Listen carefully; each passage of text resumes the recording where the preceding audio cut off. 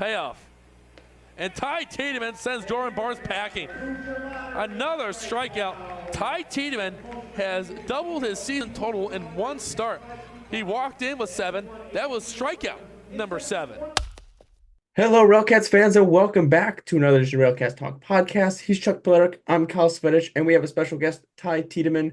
Ty, how are you doing on your nice, lovely off day? I'm doing well, man. Doing well. Getting to that point of the season where you're just happy to get some time off from the field and relax and recuperate and get ready to finish strong for sure.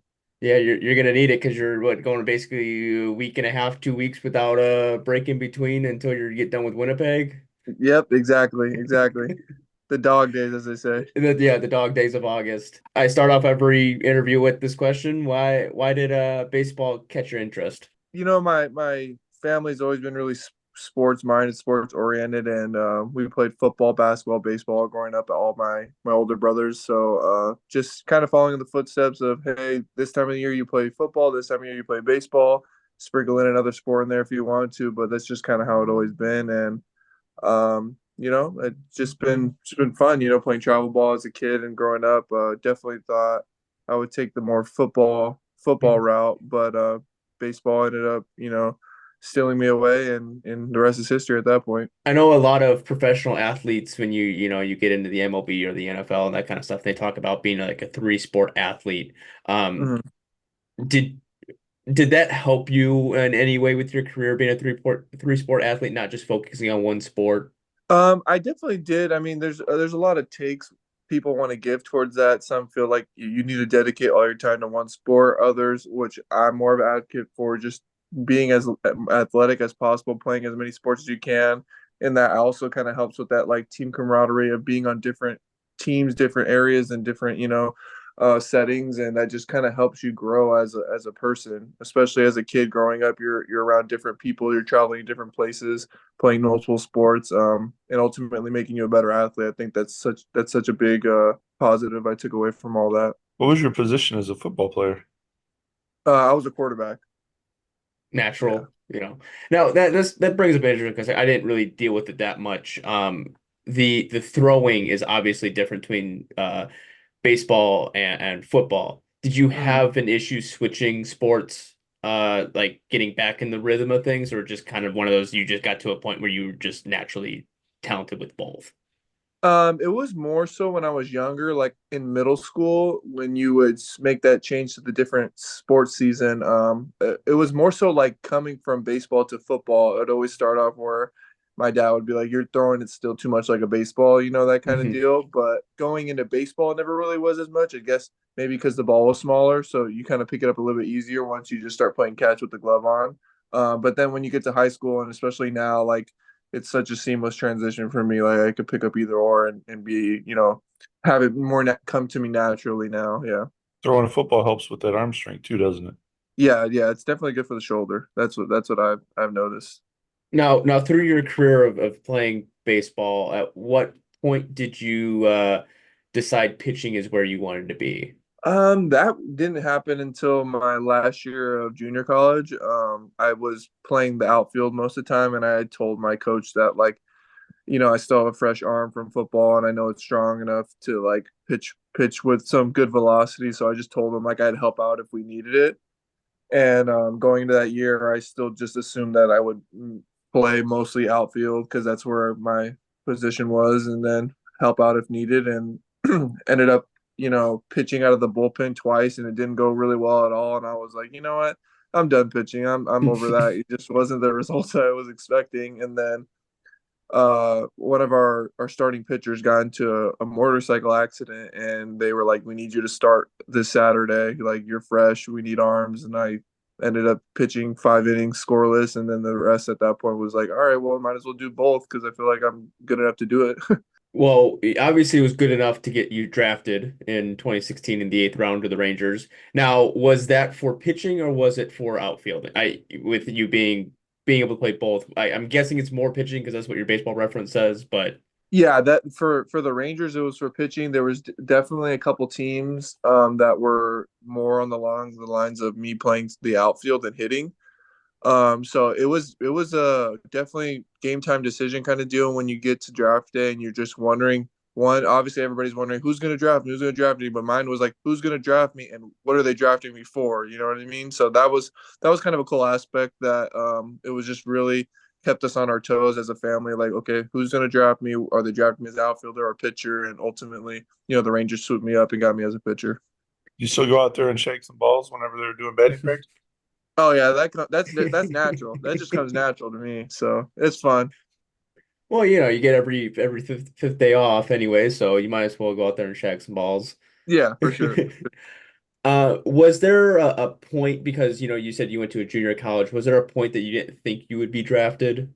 I mean, it was never like a concern where I would have been, disappointed that I didn't get drafted. I definitely felt like the talks with multiple scouts and people coming to like meet with me, it was along the lines of, okay, I think I'm going to get drafted, but I was just grateful that I was excelling in the sport that I had kind of just picked up on the fly, and to have gotten, like a Division I scholarship, I was just like excited to go down that path if that's where I went. I was really, really go with the flow.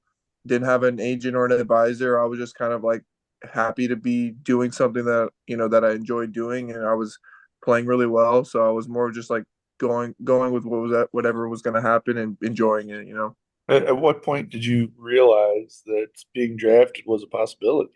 I think after I started my first outing at pitching, and then the very next one, there was like two scouts in the stands for my next start, and then I would hit for myself. I was the DH when I would pitch, so then scouts started seeing both. It was kind of like a perfect combination, and then ultimately having people wanted to come sit at home and talk to me at my house was like a big deal. Where me and my dad were probably like, okay, maybe we need to do our research a little bit about who's talking to us, like what kind of money are we looking at, that kind of deal. So that was definitely like the turning point for sure.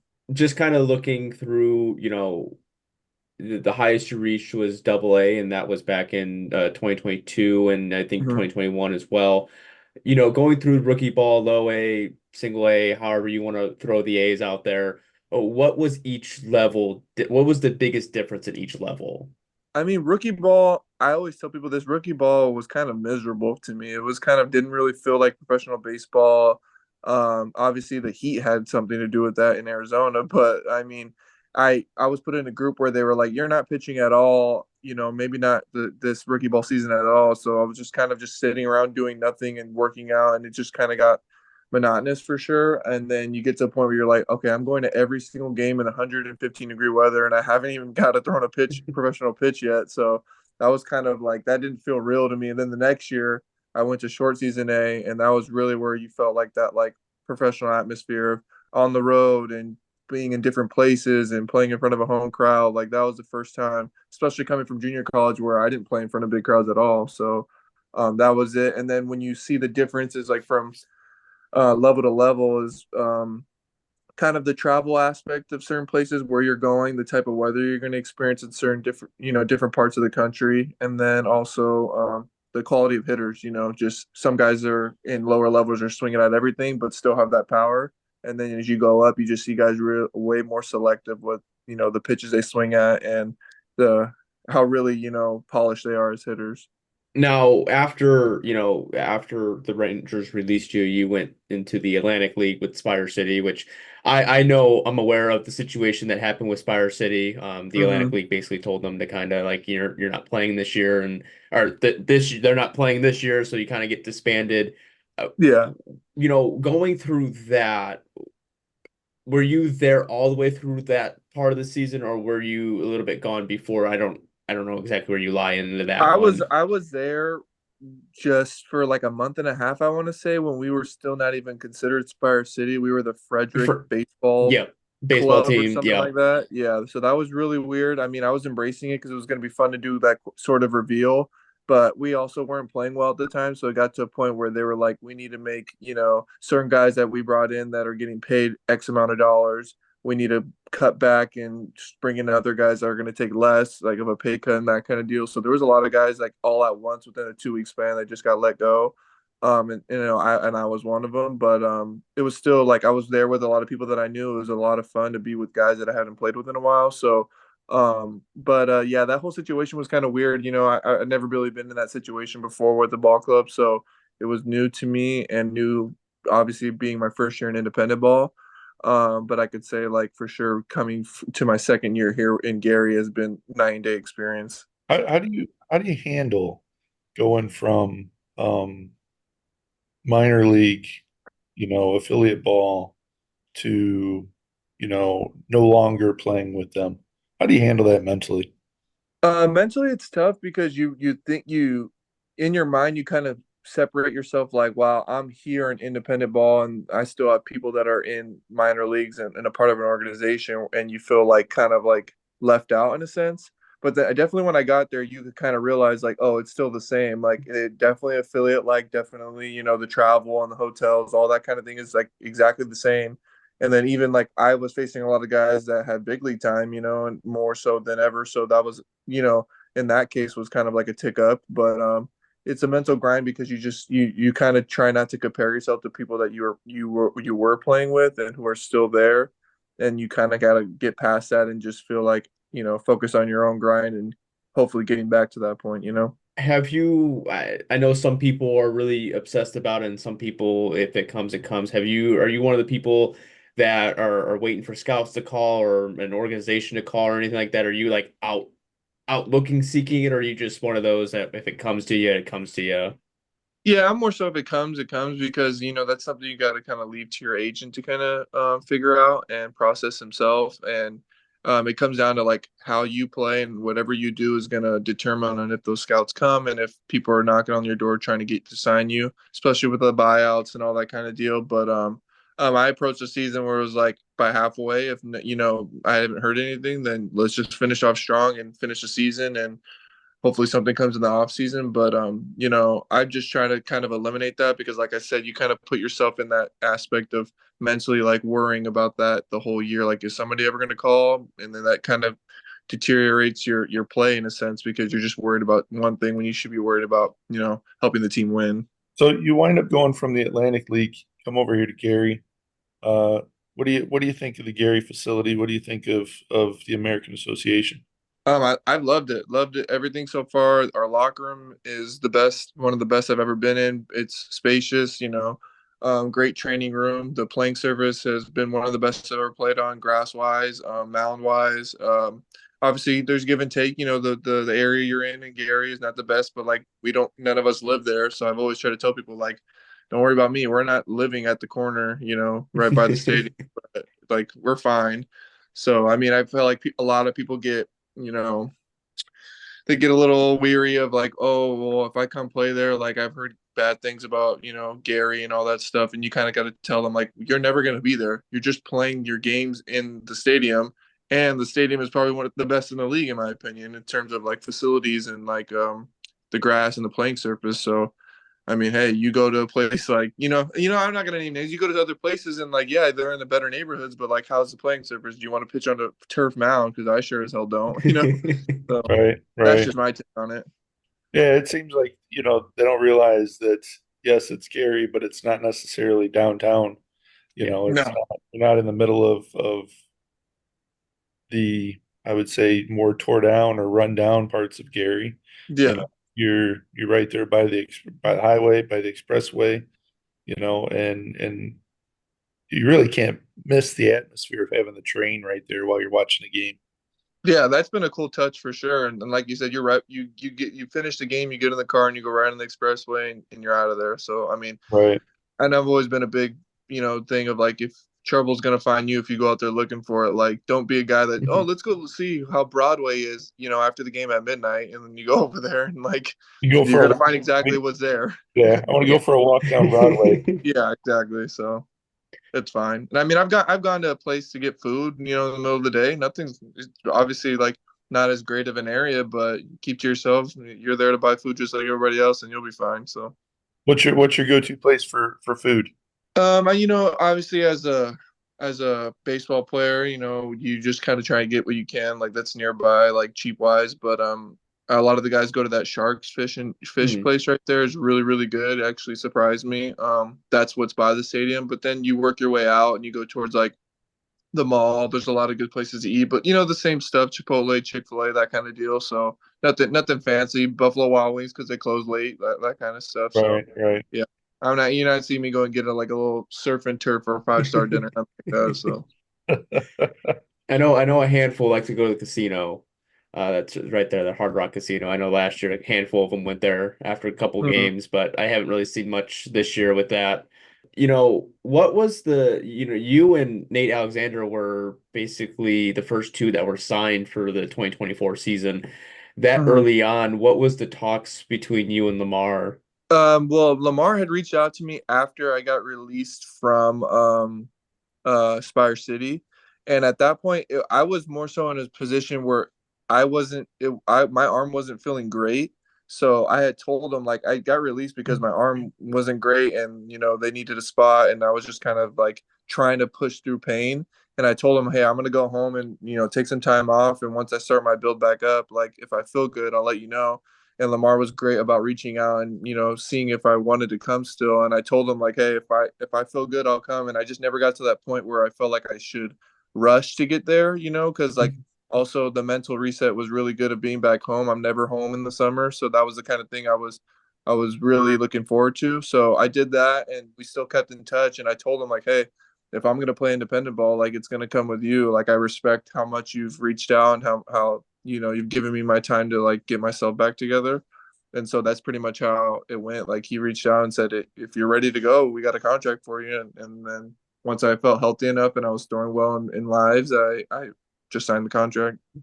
It seems like there's a recurring theme that I've run across talking to different players and what have you, that Lamar has this really good, I care about how you're feeling, I care about how you're doing type of an attitude when it comes to the players. You kind of agree with that by what Yeah, you yeah. I agree with that for sure, especially because he's come from, a highly, touted organization like the Astros, and he's been around and he's experienced a lot of those things. So you kind of have to be like that. You have to be, really savvy minded. He's like essentially our GM in a sense where he's making those kind of moves. So you got to make sure you're on top of those kind of things. And if the guy said he's not doesn't feel good, but he's still interested in playing, you got to keep tabs and see like, hey, are you ready to go? You ready to go? And if you want that kind of guy, you gotta put that effort into making sure you reciprocate that energy towards him. So which is good. That's what I respected the most was that he never felt like he was rushing me to get there or completely shut me out when I told him I didn't want to come. He was still interested for this season. So definitely get some respect in that aspect. So going a little bit of the starting role, I know there's a lot of preparation. What's your routine like for game days? I don't do anything kind of out of the ordinary. I 2 hours prior start rolling out that kind of deal, stretching, get the trainer to stretch my arm a little bit and hips and make sure everything's aligned. Then I'll kind of put like a heat pack on my arm to get me warm, and then I get dressed and head out there about like 40 minutes prior to the outing, and then it's just normal like weighted ball stuff, bands, and get on the mound about like 20 minutes before the game and do my 25 pitch bullpen, and then should be good to go. I definitely feel like I thought I had a routine coming in, but like you may not know, I was a starter my first 2 years of pro ball. Then they switched me to the Mhm. bullpen, so I've been majority of my career been a bullpen guy, but still knew I could throw longer distance because I've always been that long relief kind of person in the bullpen. So when he asked me if I wanted to start, Lamar, when he asked me, I was like, of course, like I know I can do it. So it's just a matter of like picking up the routine that works best for you as the year goes on, and depending on where you play and what facilities you have access to, that's always going to change. We've only talked to bullpen people at the moment, so this is the first Mm-hmm. time we've gotten to talk to a starter. And the common theme is a starter at the beginning. You go through the order the first time, the second time, the third time. That third time's when the pitcher or the hitters are kind of keying in on what you're throwing. Uh, What's your mindset going through like your first, second, and third time through the order? I feel like for me particularly, my mindset is first time through the order is just get through it. You know what I mean? You get over that hump of myself. Like starting off a little slow, and you want to be able to like get through the first time through the order. And then in myself, you kind of gain that confidence, like, okay, I got through their heart of the lineup, everybody, and now I feel like I know what they're doing. Yeah, they're gonna have that aspect of they're seeing that same thing on the other end, but you kind of have to trust yourself that now you've gained the confidence one time through the order and your arm feels great. So, and you're, confident on your pitches. So just let them work. Kind of try not to envelop myself too much with who's doing what against this on certain pitches. I mean, there's a time and place for that, but kind of like information overload at that point. You just kind of want to go out there and compete. And I feel like for myself, once I get through that order the first time, I'm more confident as the game goes on. How much of your pitching game is relying on the catchers to tell you what needs to be done? I definitely feel like more so now. You rely on them a little bit more, especially with the pitch clock. You don't have that, freedom of shaking off as many pitches as you want. You kind of get to a point where you shake off one, and that next one better be the one. So you kind of rely on being on the same page with them way more with the pitch clock. So, which hasn't been really a problem. Sometimes I feel like you have to tell them like, oh, this pitch is just not there today. You know what I mean? Like you can't call a pitch that I don't have the confidence in throwing for that particular outing. So once you kind of get them on that page and everything else, you're confident in throwing well, then you can go back to it. So I feel like you just kind of gotta there's give and take with your catcher, and you gotta let them know, and feedback both ways is always going to be beneficial. What's your way of not being stressed out when you're out on the mound? That's tough. Like I said, when you're playing in different areas where sometimes you're going to be at a place where the ball flies a little bit more, or like you're playing against a team that's just on a hot streak, or in that kind of case, there's never really a certain uh correct way about going about it. You kind of got to roll with the punches in a certain sense. Like for me, like take my last outing for example, like you give up an early home run, and then you get through the order and you're cruising, and then you run into a guy where you just all of a sudden throw four straight balls. Like that just happens. That just is baseball on that point. And at a certain time, you just got to feel like you just got to compete, and your best stuff needs to be able to beat their best swing. And you know sometimes you just don't have it, sometimes you do. That's just baseball. Now, granted, everyone likes to talk about the best outings, but it seems like this year it's just not you, it's just the staff in general. It seems like we kind of run into this. We have one inning and just a bunch of runs are scored, and then we Mhm. go 3, 4 innings with no runs being scored. Yeah. When you have an inning where it just seems like nothing's going your way, what's your mindset going into that next inning when you step back on the mound? For me, it's like I got to give my guys still a chance to win the game. You know what I mean? Especially when you're a team that's struggling. Whatever you could do to give the bullpen a rest, if that's the case, or give your hitters a chance to see the pitcher a little bit more and battle with them. That's what you got to do. You got to be able to cover your innings, as people with the Rangers and pro ball in general, like being a guy that go out there and cover your innings as a starter, that you want to be five. If you can go five or more every time, and leave the game either tied or within a couple runs, like you've done your job. And so like that's a big thing, is like even if you have a big inning, you want to come out there and be like, okay, that inning happened. If I can put up zeros up until the fifth, sixth inning, it gives my team a chance to come back and hopefully win the game. Fair Yeah, point. that's got to be. I mean, pitching is 90% mental, and to get back on track after having a bad inning is, I mean, you go back out there, you don't know what's going to happen. you Yeah. know. So when you go back out there and you start feeling that flow, or you start getting in that groove again, um, and you see that you're going that 4 inning, that 5 inning, do you just come to a point where you're like, okay, this is good enough, I'm done? Or is it, I just want to keep going? I'm on a Um, roll, I just want to keep going. yeah, for me, it's like I want to keep going, like I want to be out there. I'm confident, and I feel like yeah, every pitcher should feel like we have the best chance of winning when I'm on the mound. Like that has to be your mindset when you go out there, and especially when you took your licks early on and you feel like you finally settled in.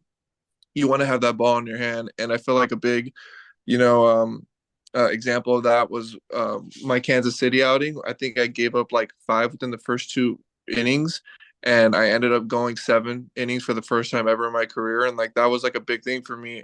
And I feel like people could kind of like when you look at that, it's like, yeah, I gave up, 5 runs early, but I didn't, settle down. I didn't lay down and just let them, roll all over me the rest of the game. I had to give my team a chance to win. I think we were 5-4 by the time I came out in the seventh, and that's something you got to take pride in as a pitcher. Is like when I came out that game, did we still have a chance to win and cover your innings? That's for sure. Is there any like new pitch you're working on at all? I don't, especially during the season, it's kind of hard. You don't want to boggle your mind with trying to figure out a new pitch. At that point, you're trying to grasp for straws to see if something works. For me, it's just always been my slider. I know it could be a good pitch, but sometimes I just feel I get inconsistent with it. And I've noticed when the best outings I've had, that slider has worked. It's tough to go out there just trying to work with a fastball and a changeup, especially in this league with how good the hitters are. So when my slider's on, I feel like that's the best you're going to get from me is as a pitcher when that pitch is on, because everything else plays. But in the off season's the time to be working on pitches, unless you're something that's you feel like it's clicked for you and somebody you've watched enough film on it and you felt it long enough. Go for it, man. Like, go for it. Just keep throwing it. And when you get in a game and you get in a situation where you guys are up a good amount and you have some outs under your belt, throw it, try it. You know. I don't have the stat in front of me, but this was a big one. Is your strikeout ratio at home to away? You come home and you just seems like you strike everyone out, and then on away they're just you're not giving up hits, but they're just hitting the ball instead of them striking out. Is there a difference between the way stadiums versus the home stadiums, or is it's just one of those coincidences? Definitely feel like it's a little bit of a coincidence. But of course, in the back of your mind, you got to feel like, hey, I'm sleeping in my own bed. I'm on the mound that I'm the most used to. You're not, like I said, pitching on a turf mound is awful. It's the worst thing ever. So like that's just my opinion on it. So like you want to be off a dirt mound as a pitcher. So like those kind of things you feel, but like I think it's definitely more of a coincidence. I like wearing the gray pants better than the home pants. So like technically speaking, so like that could be a positive there. But it's just about who you're facing at what time. Sometimes when you pitch against guys after a long road trip, you're gonna get more strikeouts, that kind of deal. But I definitely think it's more coincidence based than me really feeling way better at home than on the road. So me and Kyle, we do a lot of this talking back and forth about lineups. Do you see uh, when you've got a power hitter that's in the lineup, let's say a Rincon, some guy like that, some guy that if he gets a hold of it, he's going to probably shatter the ball into millions of pieces. Mm-hmm. Do you pitch the guy in front of him or the couple of guys in front of him any differently than you would if you didn't have that fear in the lineup? Not really.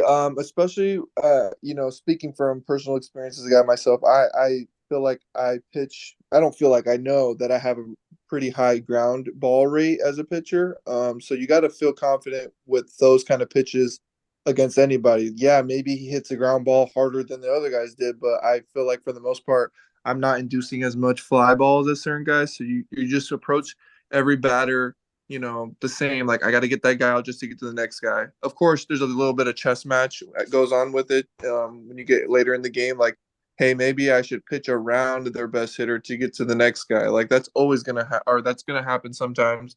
But I really don't feel like you should approach the guy in the 2 hole differently because the guy in the 4 hole is their best hitter that supplies a lot of power. If anything, you should be more confident in getting that guy out and approaching the 4 hole hitter with nobody on. That's the kind of mindset I feel like you should have. It's gonna be a pleasure throwing and getting ground balls all the time. That's Yeah. I think that's kind of a key for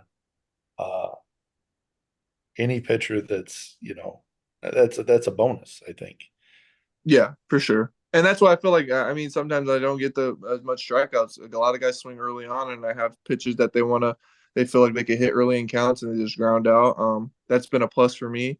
But other guys who like for in my case, like I could compare myself to my brother as much as as anyone because I know him the best. But he's a strikeout guy. He has pitches that just they don't swing and hit that much, but the pitch count will run up a little bit more as you're one of those guys. So There's a lot of give and take. I mean, everybody loves a strikeout, loves the home runs, that kind of deal. But I'll take pride in having a really high ground out rate any day. Thought on the fielders that you have. We have, our defense has done their thing all year. We've had a rotation of a certain guys going on the inactive, coming back and forth. So I really feel like it's hard to kind of get in that rhythm, with certain guys behind you. But especially like a pitcher like me, you just gotta have confidence that those guys are gonna make those plays behind you, and you can't approach the way you pitch differently because a certain guy's at second when he usually plays third, or vice versa, that kind of deal.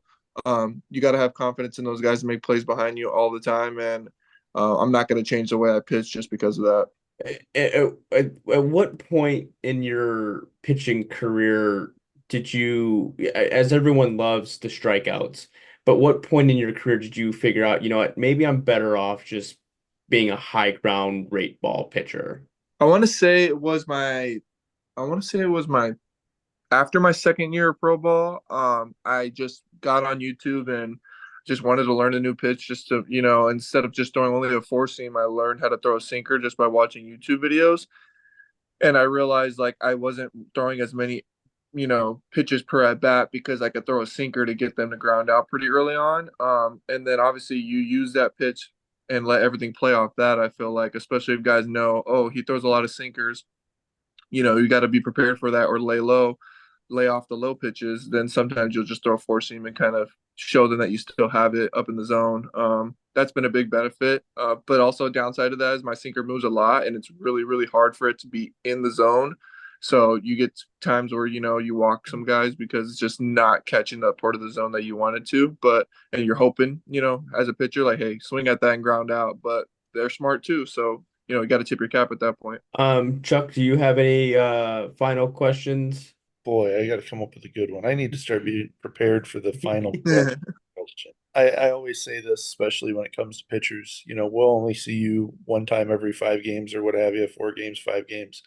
And yet, it's one of those things where people think that you're only working one day out of every 5. And yet there is a lot of effort, a lot of time goes into that conditioning and everything. So thank you for that, all that effort that you put in so that you can show up that 5th game and give us what you give. That's one of the things I think that goes unnoticed. So thank you for that. No, I appreciate that, man. Like especially with guys, even not in the starting role, guys in the bullpen, like they have to be ready to go every day. Like we have the three most, used guys in the leagues in terms of appearances and how often they've got out there and made sure their body is capable of doing so. And so you, like I said, tip your cap to those guys as well, because they put in a lot of work to make sure they're ready. And then the starters got to make sure all those days leading up to the outing, your arm is feeling right. So it takes a lot of work, man. A lot of guys just think that we go to the field and watch and choose seeds and mess around and refuse to give fans baseballs. Like that's there's a lot more that goes into it.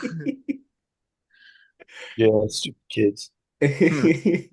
Well, I would say I would trick you up on this last question, but since you said in with the Josh Smith interview, you would assume this question is going to be coming. What's a fun fact about yourself? He kind of stole. I mean, he kind of stole mine. I had to help him out a little bit because I told him that we're big card collectors. It's a fun fact. I mean, maybe another fun fact I have. You could maybe look it up. I don't know. I have 5 brothers. I have no sisters, so that was like a big, I think part of me growing up is being with a lot of boys in the house and being really competitive and having that nature. Definitely different than people that grow up, without that kind of atmosphere. So I never take that for granted. But I like to play video games. I collect cards, and when I'm home, I still do a lot of football stuff, football activities, just to kind of keep me on my toes. Like that's just a part of me. I don't like to sit around and do nothing. I'll go shoot some hoops, play football, do that kind of deal, and just always stay athletic. That's a big part of my life for sure. I've got so many more questions now. Go ahead, man. So, I'm not in no rush. Go ahead. so you got 5. You're one of 5. Yeah, 1 of 5. Do your brothers play baseball? Only my youngest. He's the one. He's the top prospect for the Blue Jays. Oh wow. Okay. Yeah. I had no idea. Does that get pretty competitive between you and him? It does. It does more so when we're like I think when I had my first 7 inning outing, I messaged him and I was like, "You wish you can go 7 innings, something like that kind of deal." You know, there's just fun stuff like that because, like I said, he strikes out the world, and you get to a point where, especially a young prospect like him, he's only 21 years old, about to turn 22, so they're not going to want him to throw 110 pitches this early Right. on. And I had the leeway with Lamar for him to be like, "Hey, go back out there, 110 pitches," you know. So that kind of deal is like I have that leeway. So, but it's just still fun to pick at that. Like, you know, I've thrown more innings in a season than him, that kind of deal. It's just fun. But, you know, he could definitely, you know, clap back and say, I throw 99 miles an hour. And I could say, you're right. I do not. It's gotta feel good though, knowing the effort, the time that you have to put in to do what you do, right? To see your brother succeed and feel good about that. You know what I mean? Oh, without a doubt, man. You know, me and my dad took our licks, you know, not having it meant any representation or not knowing what to do when it came draft time, you go through that, so it's an easier path for your younger brother. You know, like Right. that's the kind of that's what you do it for him. Sure enough, when he got there, we were more prepared and we had somebody helping out representation. Like that's what you want to do. You know, get him the most money possible and put him in a better place for success. And I feel like, you know, my parents did a unbelievable job with that, you know, and I'm glad I had just a little bit of a hand in that for sure. And then what kind of cards you collected? Pokemon? No, no, no. I'm a football card guy and a little bit of baseball. I'm a big collector of Bo Jackson. I have a lot of Bo Jackson cards. Bo Jackson. All Yeah, right. I like that. I like that. Bo knows. yeah. The greatest athlete ever. That's for sure. Not, I don't think there's not a lot that can contest to that. So Yeah. All right. What's your favorite thing about Bo?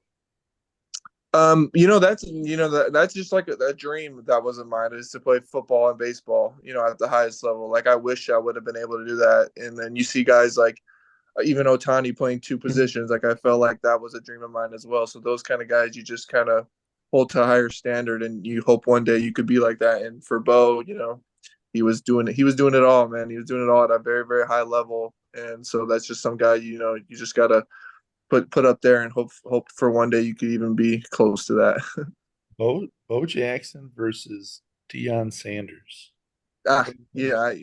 Dion. You know, I feel like he's the greatest, one of the greatest defensive backs of all time. Definitely didn't play baseball as well as Bo. I'll tell you that for sure. Okay. And Bo Jackson was faster. So if you're talking about athletic wise, I definitely gonna give it to Bo. But Dion had an unbelievable career, and you know injuries cut Bo short. So that's my take on it. I agree with that one. It's kind of hard. I, You said Deion Sanders, like, I don't think they're Yeah, in the same playing field, but I get yeah, well, it.